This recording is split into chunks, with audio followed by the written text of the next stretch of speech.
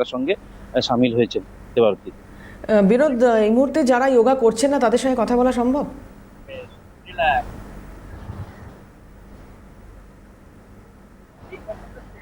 যদি একটু কথা বলা যায়, সঙ্গে একটু যদি কথা বলি। বলছি, আজকে তো যোগ দিবস পালন হচ্ছে, কেমন লাগছে?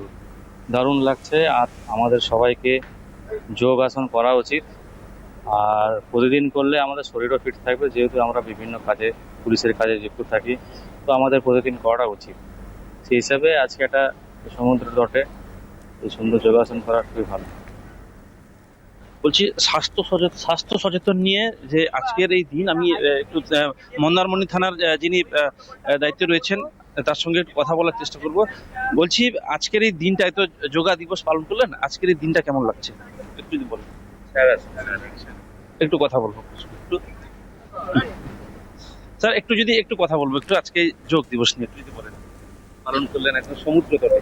আজকে আমাদের যেটা ইনস্ট্রাকশন অনুযায়ী আজকে ওয়ার্ল্ড যোগা ডে। এখানে প্রত্যেকটা পিএসএই আমরা এরকমভাবে যোগা প্র্যাকটিস করছি। তবে এটা তো একদিনের একটা বিষয় নয়, এটা একটা লং সাবজেক্ট আছে। এখান থেকে যা শুরু, আমরা চেষ্টা করব বা আমাদের একটা ইচ্ছা আছে যে আমাদের পুলিশের মধ্যে আরও বেশি ফিটনেস বাড়ানোর জন্য, বা আমাদের যে শারীরিক যে সমস্ত বিভিন্ন সমস্যার সম্মুখীন আমরা হই একটা বয়সের পর, সেগুলো যাতে খুব সহজে আমরা কাটিয়ে উঠতে পারি, তার জন্য আমাদের এই প্রচেষ্টা থাকবে। মানে এরপরে কি আর অন্য কোথাও কি আপনাদের এই কর্মসূচিগুলো রয়েছে?